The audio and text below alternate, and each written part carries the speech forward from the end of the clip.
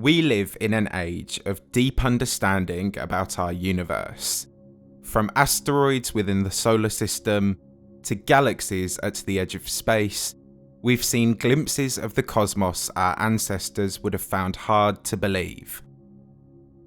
And a great many of these glimpses owe to one observatory in particular, a telescope which has, for more than 30 years, continuously transformed our understanding of cosmology, the magnificent Hubble Space Telescope. Hubble has provided us with some of our most iconic and breathtaking portraits of the universe, making more than 1.5 million observations over 3 decades of service. And in today's episode, we will use these observations as we relive some of the telescope's grandest achievements, from imaging the most beautiful nearby nebulae to revealing the secrets of a universe at large. These are some of Hubble's greatest discoveries.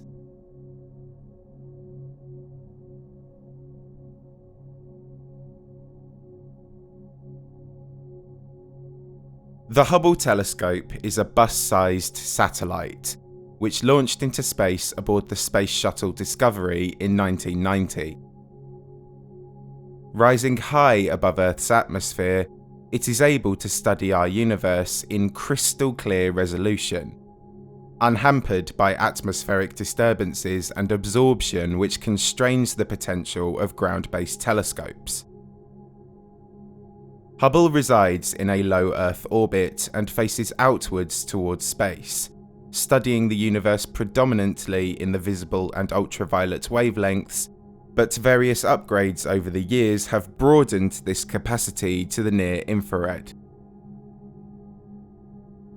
As mentioned, Hubble has taken more than 1.5 million observations of the cosmos, for more than 12,000 scientific endeavours, its findings being cited in more than 20,000 peer-reviewed papers, some of them yielding the most important information we have about our universe. Hubble has seen generations of stars birthing and dying in spectacular supernovae. It has seen the ghostly emissions of the universe's earliest galaxies, grinding out the first stars at breakneck speed. And it has seen the universe expanding at what appears to be an accelerating rate, with seismic implications on its ultimate fate. As such, the Hubble Telescope has single-handedly defined its own era in astrophysics, an era that now overlaps with that of its successor, the James Webb Telescope. But with such a long, rich history of revolutionary research, it's easy to view Hubble's time in the sky as one long, unceasing success. However, this is far from the reality. In fact, the telescope has had to overcome a number of hurdles during its service, many of which arose in its early years of operation. Remember all those long, painstaking delays to the James Webb Telescope, holding it back year after year? Well, the caution shown by scientists was not without reason, because even the slightest, tiniest fault in an optical instrument can fundamentally impair its ability to make observations. And this is exactly what happened with the Hubble telescope in its early years. A month after launching, Hubble switched on and became operational, and initially, test photographs of its first light did show an improvement on the images produced by ground-based observatories. However, within a year, NASA had announced that the initial images being received from the telescope were blurrier than expected, with stars cloaked by fuzzy halos of skewed light, making clear, precise detail difficult to resolve. An internal investigation traced the problem all the way back to the development of the telescope's spherical 2.4-metre primary mirror. Unbeknown to its engineers at the time, the mirror's curvature was marginally off, with a spherical aberration of about 2 microns.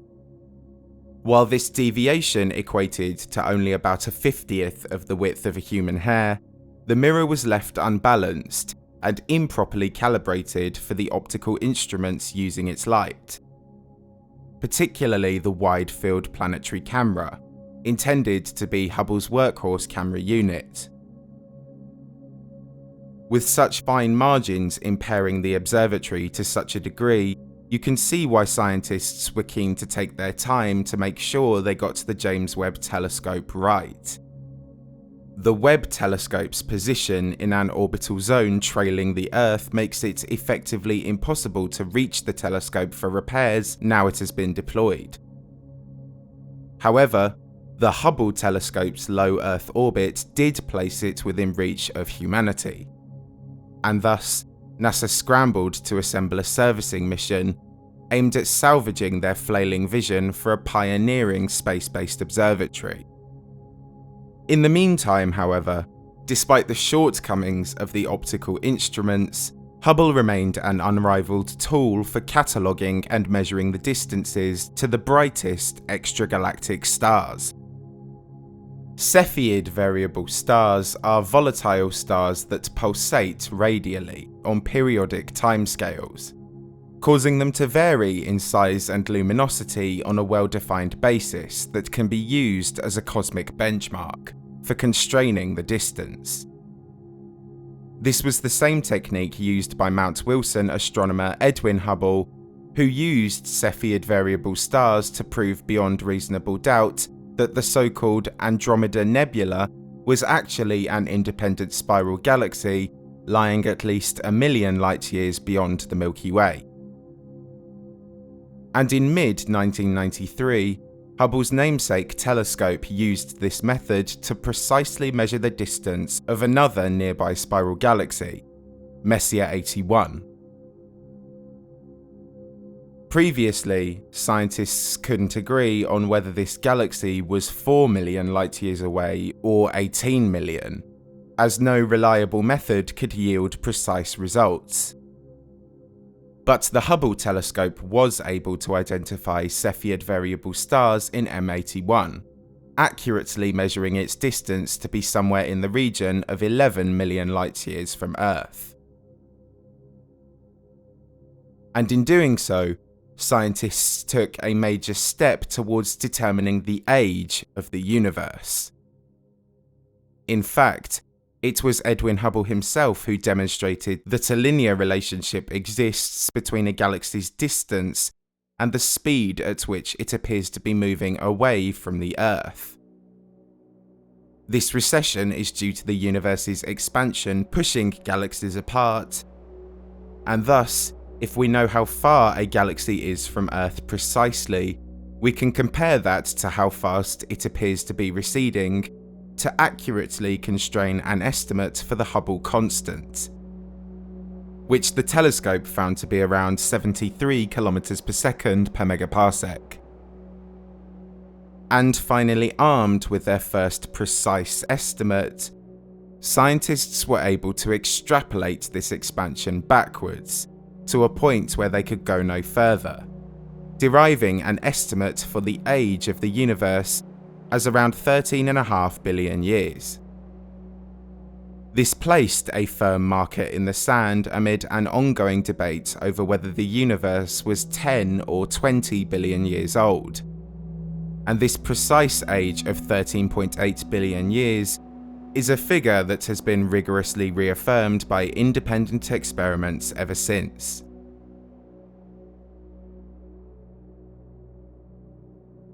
As 1993 drew to a close, NASA finally embarked on their first servicing mission to Hubble, as astronauts aboard the Space Shuttle Endeavour visited the telescope in orbit to deliver and install replacement components. While not feasible to replace the flawed primary mirror itself, the shuttle crew were able to swap the internal optical instruments, with updated versions implementing their own corrective optics, the same way glasses would be used to correct the vision of a long-sighted person. In space, the shuttle crew had to gently open Hubble and remove its large internal instruments, with the subtlety and delicacy of handling a sleeping baby. They replaced the unfocused wide-field planetary camera with the updated WIF-PIC 2, adjusted and primed to work with Hubble's tricky mirror, able to observe in some 48 colours and filters, in wavelengths ranging from ultraviolet through to the near infrared.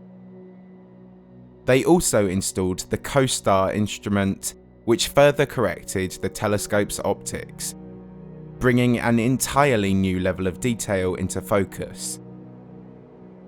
In January 1994, NASA kicked off another groundbreaking year of Hubble-led advancements by announcing that the spherical aberration in the primary mirror had been rectified, accompanied by a comparison image showcasing the galaxy Messier 100.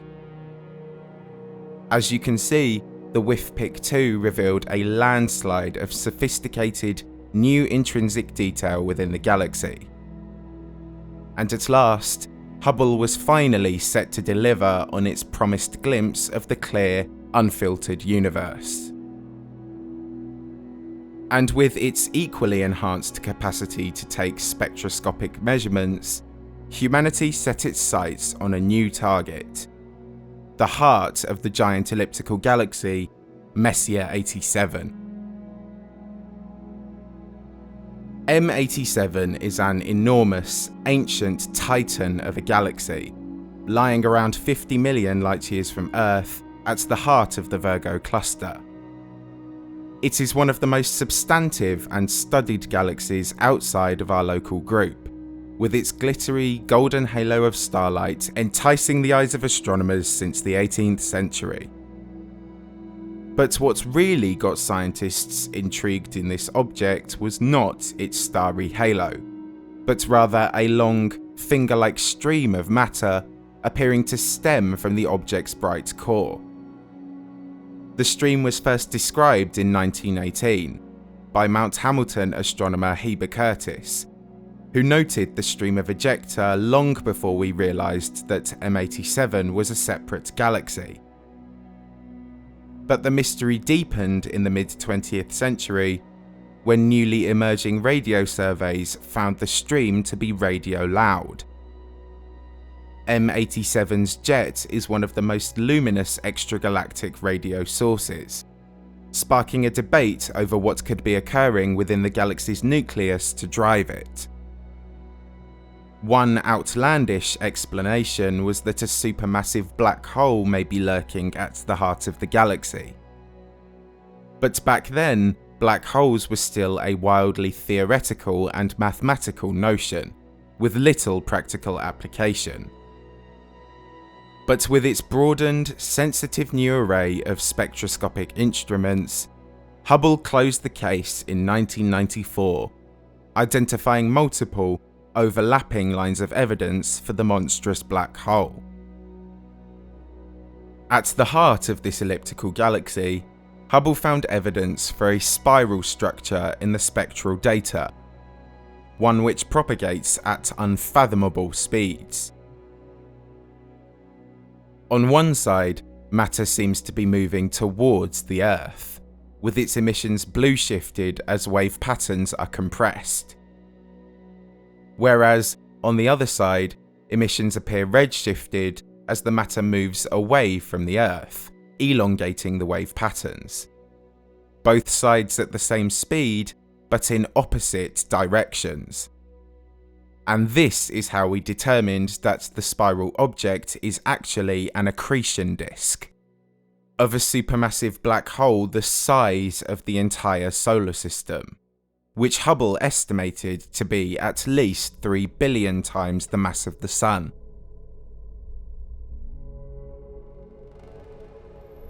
Only the immense, unprecedented influence exerted by a gravitationally collapsed object can explain both the speed at which the disk rotates and the resulting jet it produces. As the disk propagates, the gas caught up within is heated to upwards of 10,000 Kelvin, instantly ionizing the matter as its electrons are ripped from their atomic nuclei. And as these stray atomic nuclei fall beneath the black hole's event horizon, gravitational potential energy is released, and the surviving charged subatomic particles are funneled onto the black hole's polar axes, before being blasted out into space at relativistic velocities. This jet is highly magnetized, which accelerates the charged relativistic particles as they zip off into space, glowing with radio-loud synchrotron radiation as they expand for thousands of light years. And thus, Hubble was able to pinpoint a supermassive black hole as the culprit for M87's peculiar jet and radio emissions, also affirming the follow-up notion that most large galaxies contain a similar supermassive black hole lurking within their cores. Rejuvenated, and with its potential finally being realised, Hubble's gaze was directed back towards the solar system, just in time to observe the epic climax of a comet shatter event around Jupiter. Comets are chunks of icy debris which traverse the solar system in highly eccentric, elliptical orbits. Ordinarily, they orbit the Sun, but they can become entrapped by the gravity of large planets like Jupiter. And this is exactly what happened to Comet Shoemaker-Levy 9. Starting in 1992, Shoemaker-Levy 9 drew too close to the Godfather planet, where it began to disintegrate under Jupiter's immense, vice-like gravitational field. By 1994, the comet had broken into no less than 21 fragments, some of which were more than a kilometre in length. And in July, Hubble witnessed these chunks as they plunged into Jupiter's atmosphere, leaving large, visible impacts which revealed the secrets of the gas giant's chemistry. Over 6 days, each of the fragments struck the Godfather planet, travelling at speeds of around 60 kilometers per second on impact. They smashed into the Jovian gas, heating pockets to more than 30,000 Kelvin, causing eruptions which rose more than 3,000 kilometers above the cloud tops. These eruptions then settled into a series of striking, dark, bruise-like patches on the surface of Jupiter's atmosphere, which persisted for a number of weeks. And as these bruises gradually began to disperse in Jupiter's winds, their distinctive appearance made them ideal chemical tracers for mapping the paths of the Jovian weather fronts, allowing us to observe its atmosphere in a new light, providing fresh insights into its chemical composition. Shoemaker-Levy 9 was the first time that such an impact like this had been witnessed, let alone in such incredible detail. One of a number of firsts for the Hubble Telescope that would continue into 1995. After producing surface maps of Saturn's cloud-covered moon of Titan, and then detecting water vapour in the atmosphere of Jupiter's moon Europa, Hubble turned its attention to the Eagle Nebula, specifically a dense, gaseous interior region of starbirth, nicknamed the Pillars of Creation. These long, trunk-like tubes line the cradles for new generations of stars, as young nuclear fires spring up out of the abundances of star-forming gas. And Hubble's view of this stellar synthesis in action sent ripples cascading throughout the world, seen to this day in all sorts of weird and wonderful modern settings, from t-shirts, to printouts, to phone backgrounds, to wallpapers, as it captured the eyes of the entire world, bringing global attention to the plight of the Hubble Telescope. But an even more impactful image was only just around the corner, as Hubble scientists finished up their analysis of one of its most ambitious targets to date, seemingly empty space. In the previous year, the then director of the Space Telescope Science Institute, Robert Williams, became intrigued by Hubble's newfound ability to gather light from the distant universe, after studying exposures taken with the upgraded WIFPIG 2 camera. With a range of galaxies visible at varying times in the universe's life, he suspected that another, longer exposure in a sufficiently dark portion of the sky may reveal even more galaxies, which could be used to create a cosmic zoo mosaic of space. Back then, Williams was responsible for allocating about a tenth of Hubble's operational time, usually to high-ranking physicists looking to study transient phenomena, such as extragalactic supernovae. But after assembling a team, Williams spent the next year scouring the sky for a small, dark corner of space, with a view to using his discretionary time slots to capture unseen light from the distant universe. A pin-sized patch of sky in the constellation of Ursa Major was chosen, with no nearby stars or apparent backdrop galaxies, lying sufficiently far from the Milky Way's opaque, extinguishing galactic plane.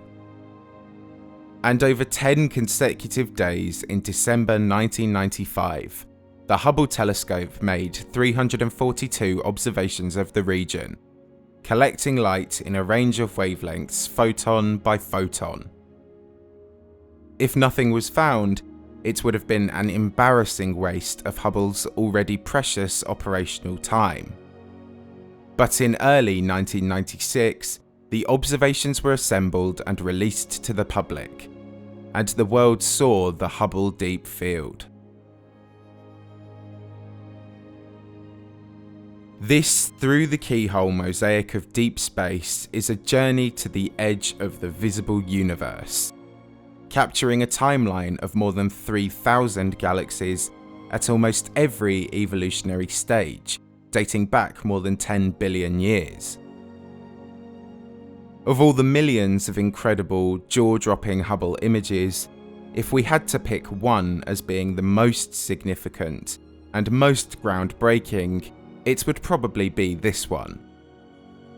More than anything else, the Hubble Deep Field showed us what the universe really looks like on its largest scales, with stars and galaxies at a wider range of depths and times than scientists ever expected.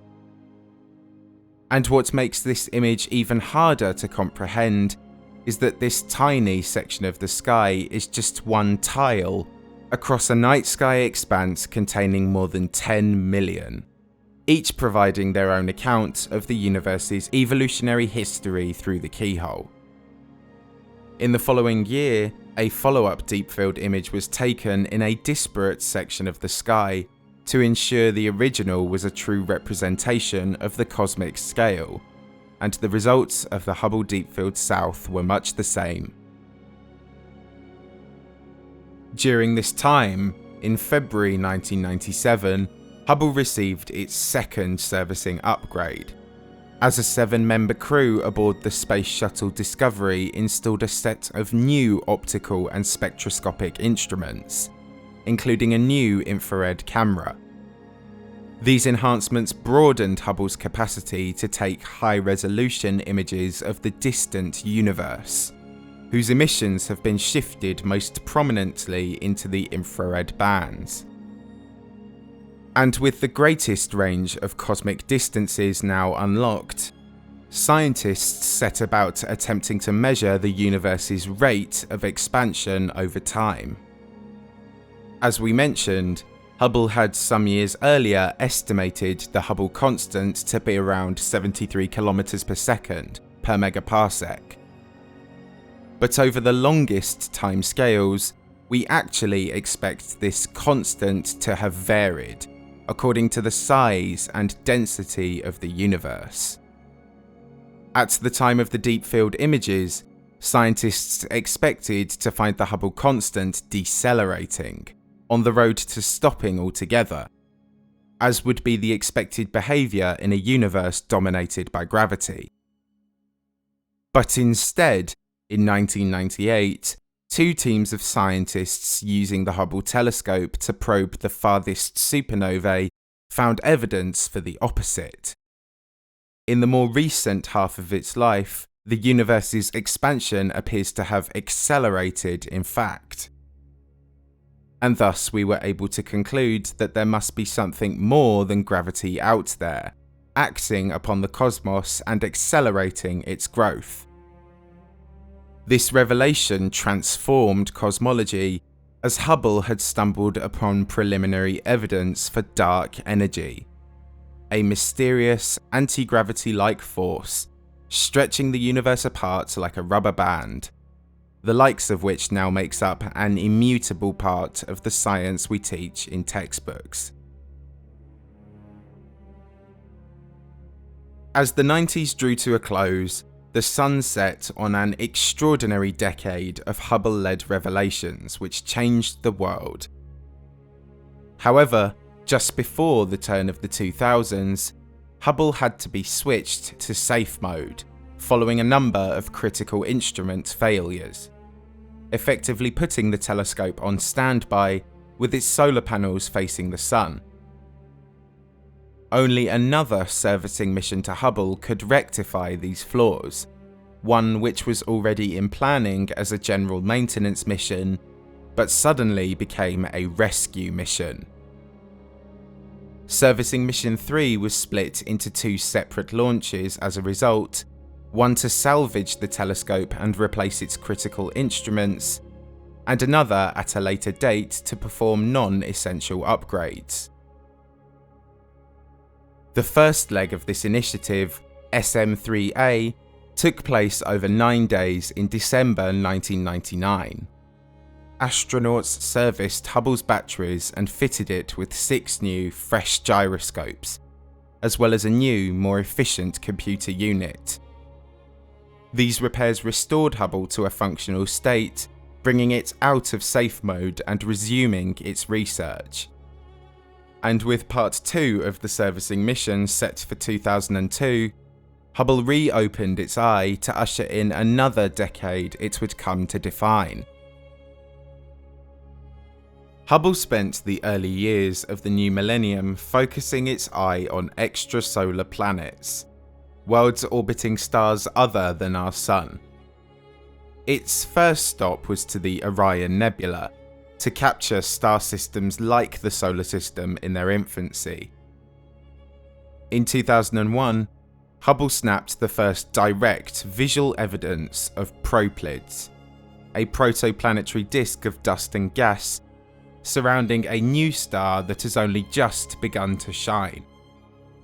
This dust is in the process of crystallizing and forming a sort of gravel, which would ordinarily be used to build up rocky planetary cores.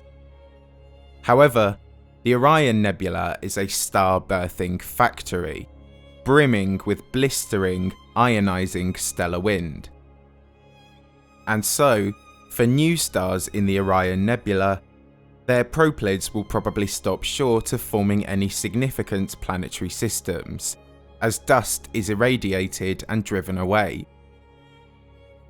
But in other, less hostile star systems like our solar system, this process is what enables the formation of exoplanets.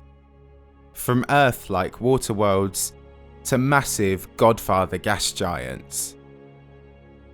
But in both cases, trying to image such a planet directly is a near impossible task for any telescope, like trying to image grains of sand on the horizon at night. However, there are a number of ways we can indirectly detect and observe exoplanets.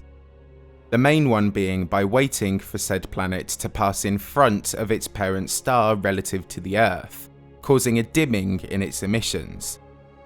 Even if this dimming is only by 1 or 2%, our most sophisticated observatories can measure the flicker to reverse engineer the passing planet's properties.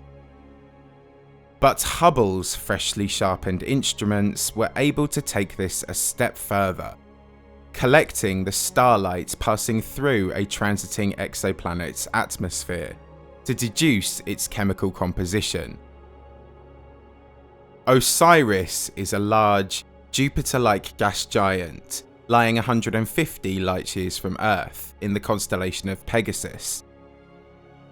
The planet lies very close to its parent star and thus transits frequently, allowing for regular observations from a number of vantage points.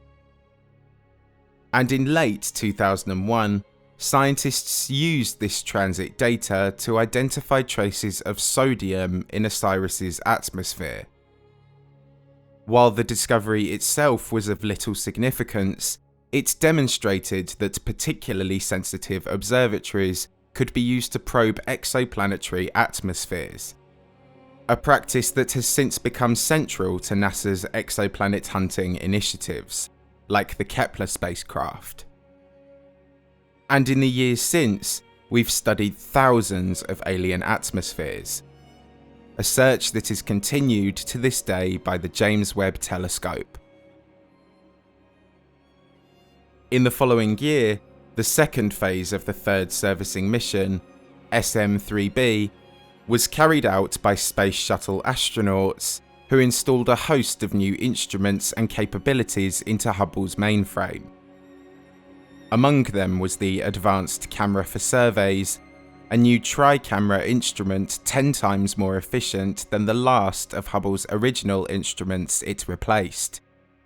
They also replaced the telescope's entire power control unit, in a kind of open-heart surgery for Hubble, requiring it to be completely switched off for the first time since its launch in 1990.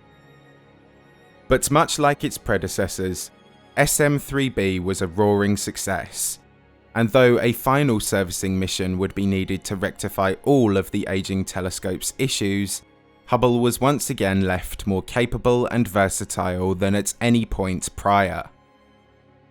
And to celebrate, NASA snapped a host of beautiful new images utilising its newest instruments. From awesome views of the inside of nebulae to shots of colliding galaxies millions of light-years from Earth.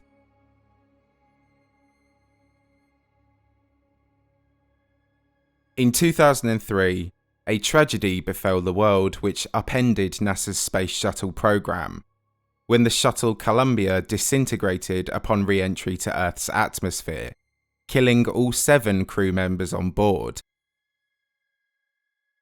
In the wake of the disaster, Hubble's final servicing mission was scrapped, followed soon after by George W. Bush's announcement that the shuttle program would be wound down to make way for the International Space Station.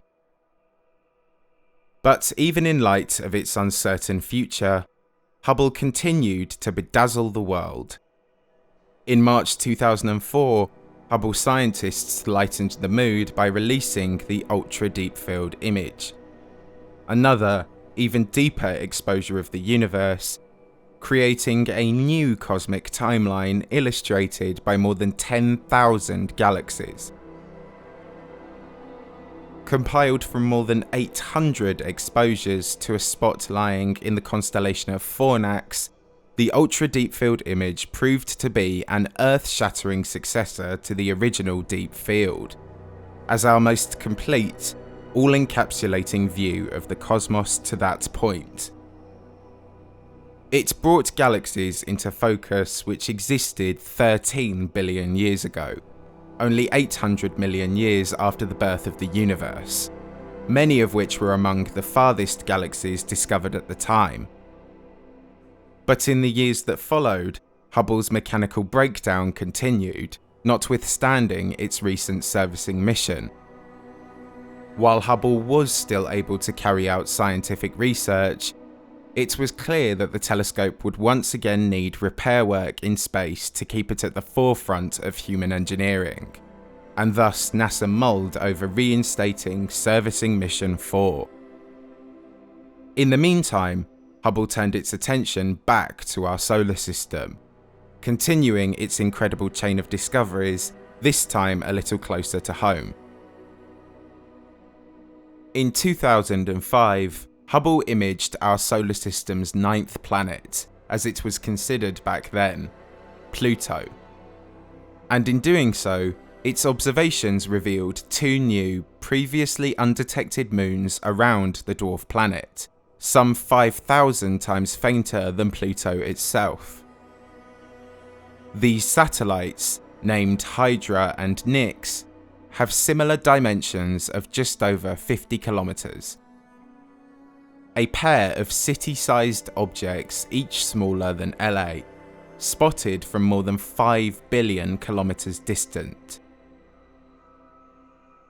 In 2006, a report into the completeness of the ISS recommended more than a dozen additional assembly missions before the space shuttle could be retired.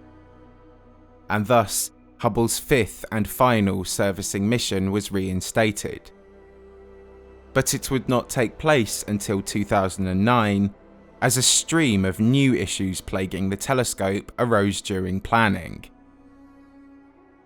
In 2008, shortly after completing its 100,000th orbit of Earth, Hubble re-entered safe mode following a failure in the observatory's data formatter, responsible for processing observational data for beaming back to the ground. Once again, the telescope closed its eye and basked in the light of the sun, as it halted its observations and waited for help. Servicing Mission 4 wouldn't reach the telescope until the following year, but this bumper upgrade to Hubble single-handedly rectified all of its most troubling issues.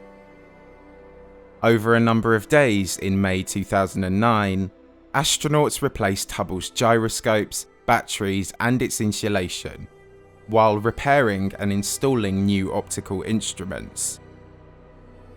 The WIFPIC 2, Hubble's resoundingly successful workhorse camera for 16 years, was finally retrieved and replaced by the WIFPIC 3, made from parts recycled from the original, unfocused wide-field planetary camera. They also installed the Cosmic Origins spectrograph and restored the dormant infrared camera and space telescope imaging spectrograph, the first and only repair of the telescope's instruments to have occurred in orbit. Recharged, kitted out and ready for its longest ride, astronauts aboard the Space Shuttle Atlantis bid farewell to the Hubble telescope for the final time. And with almost every aging component completely rejuvenated, the telescope reopened its eye once again, snapping a series of tantalizing new images, including one of the iconic galaxy grouping known as Stephan's Quintet. An image so striking that it became one of the principal 5 targets of the James Webb Telescope.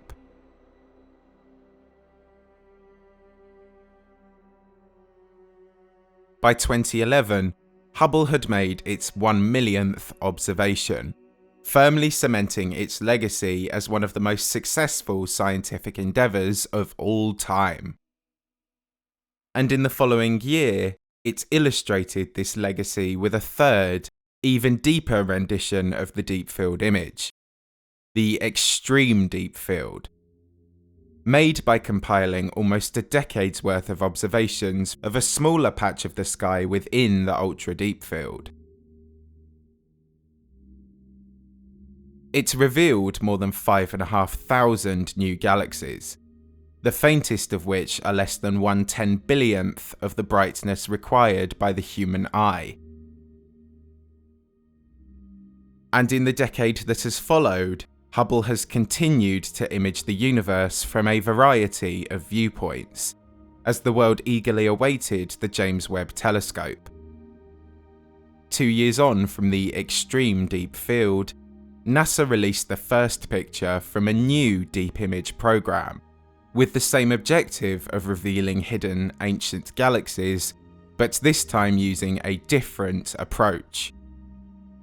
The frontier fields were a set of 6 deep space images, created by overlaying foreground observations of a dense galaxy cluster atop a series of long exposures of a sparse patch of background space. because massive gravitational influences, such as those exerted by galaxy clusters, are able to curve the paths of photons, certain clusters can be used as a gravitational lens for magnifying and elongating the emissions of background galaxies to a degree unattainable with artificial imaging. And in 2014, the first frontier field image was released, utilising the 4 billion light-year distant Pandora's cluster to enlarge the emissions of more than 3,000 previously hidden ancient galaxies. And 2 years later, in 2016, Hubble smashed the cosmic distance record when it spotted a far-off but luminous primordial dwarf galaxy, more than 13.3 billion light-years from Earth. This ancient galaxy, dubbed GNZ11 after its redshift value, is thought to have formed a mere 400 million years after the birth of the universe, and remained the most distant object known to humanity for more than half a decade, before being usurped by a stream of new, even farther galaxies spotted by the James Webb Telescope.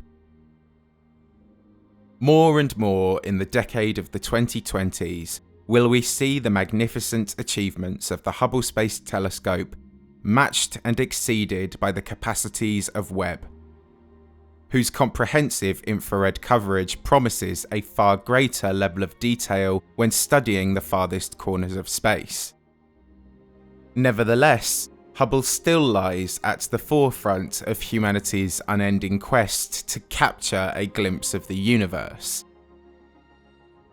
With the earliest time Hubble might cease its operations now estimated to be 2027, who knows what else this extraordinary observatory will teach us before it closes its eye for the final time.